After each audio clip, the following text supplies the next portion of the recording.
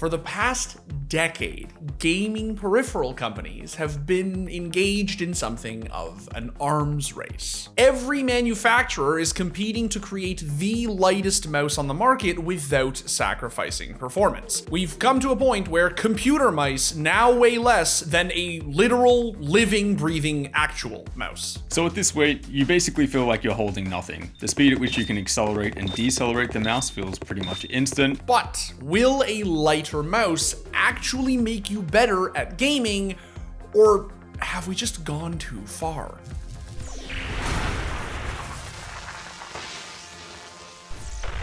Alright, so gaming mice have come a long way. Manufacturers went from constructing their products out of plastic to more recently switching to more durable materials like magnesium alloy. We've seen Finalmouse, Razer, and now Ponage use magnesium to create lightweight yet sturdy products. But following the release of the magnesium alloy 10's Starlight Pro last year, Finalmouse decided to do something new. And so they've recently announced their lightest creation yet, the Ultralight X. We were able to achieve the greatest generational weight reduction in our history. One integral part in making this possible was material advancement.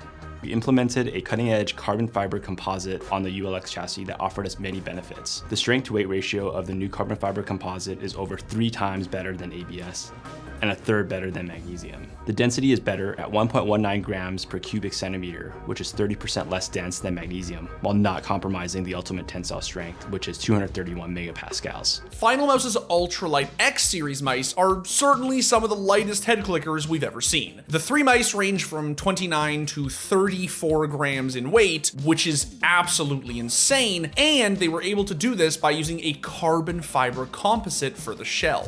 But Finalmouse isn't actually the first manufacturer to make a mouse out of this material. Back in 2019, German company Zon Koenig released the world's first carbon fiber gaming mouse, the M1K. Coming in at only 23 grams, it was the world's lightest gaming mouse by a long shot. And in 2021, they released a slightly heavier 24 gram M2K with even better hardware. Zon Koenig says that in their eyes, the best possible gaming mouse is 2 things. It's as light as possible, and it's designed for fingertip grip only. They actually go as far as suggesting that the optimal weight for a gaming mouse is 0 grams. The Zon Koenig M2K at just 23 grams. So at this weight, you basically feel like you're holding nothing. The speed at which you can accelerate and decelerate the mouse feels pretty much instant. This is basically as close as you can get to aiming purely with an empty hand, and I've got to say, it does feel like that most of the time. Now, if you're like me, you're probably looking at the M1K or the M2K and just thinking, what the actual am I looking at? Like, this thing looks ridiculous. There are no side buttons. There's a cable, which many people won't like, and most importantly, it forces your hand into a fingertip grip. Thing is, that doesn't work for a lot of gamers. So why does Zon Koenig believe that this is the optimal way to play?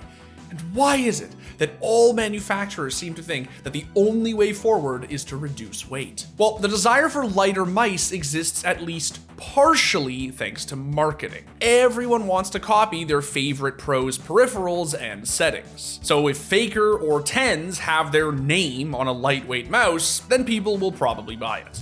But will using a lighter mouse actually definitively make you better at gaming?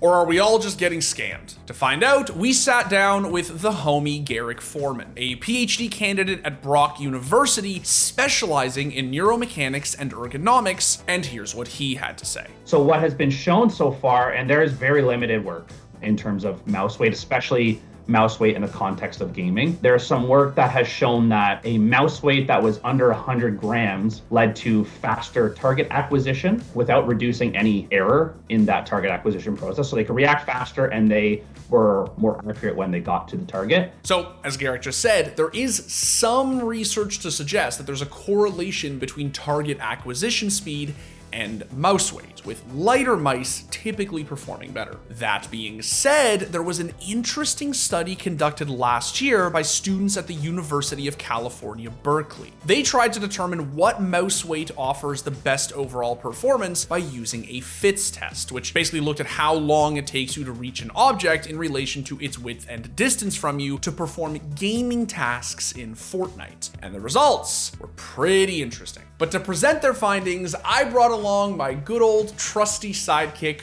Colton, since I know that the only thing that he loves more than science is Fortnite.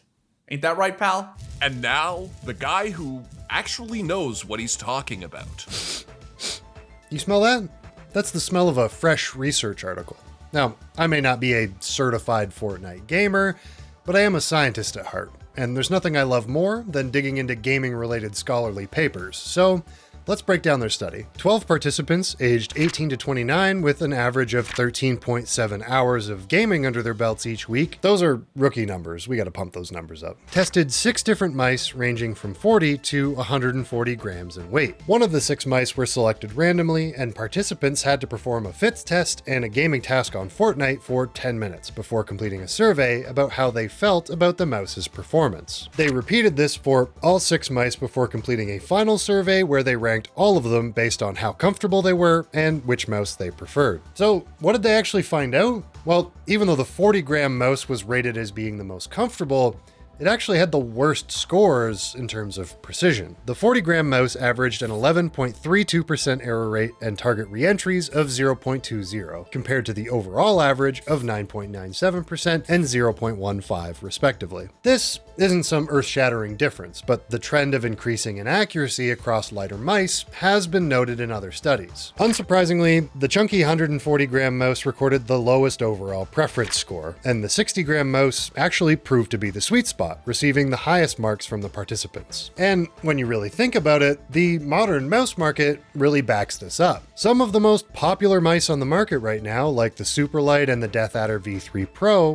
both weigh in at roughly 60 grams. But this study, of course, has its shortcomings, which the authors themselves include.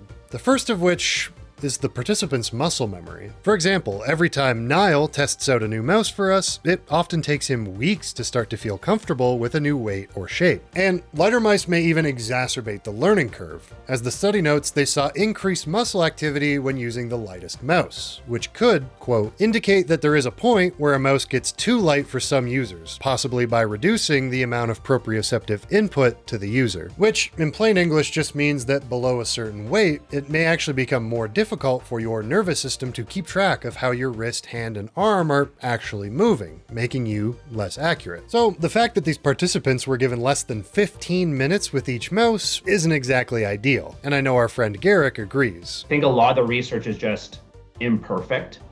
And I have other grievances with the research as well, as that if, for example, I use my chunky Logitech G502 that was 127 grams or something like that, and then I drop immediately to a 60-gram mouse, I'm going to perform worse. A lot of the research out there looks at the gram change, like the difference in mouse weight, the grammage change, if you will, without allowing people to acclimate and get used to a new mouse before assessing either performance or muscle activity. Now, if you are considering the jump to a lighter mouse, there are some things you can do to help with that transition, like adjusting your sensitivity to account for the different levels of friction one might feel from a lighter or heavier mouse. I think that if you're used to something specific, it does kind of tie into a lot of the adjustments. If you can make your new mouse as close to your old mouse, you kind of, I think, stave off the learning curve a little bit. And then once you've gotten used to the new weight, you can then make the changes you want if you feel like you can get an edge either with a higher or lower sensitivity in combination with the weight change. So,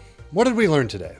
Don't just listen to marketing, kids. Lighter is not necessarily better. It's much more important to balance your overall muscle comfort over long-term use with your ability to move the mouse precisely. It's pretty obvious that a quote-unquote light mouse will help in this area, but exactly how light is going to come down to experimenting yourself. And that was the guy who actually knows what he's talking about. But regardless of what gamers may prefer, lightweight mice are definitely becoming more common. There was a time when mice didn't go below 80 grams, but nowadays companies get roasted for releasing new mice without shaving off excess weight. And although we'll likely need more research to prove scientifically that lighter mice do in fact make you better at gaming, the research that we do have does seem to suggest that. The science so far does say that a lower mouse weight provides better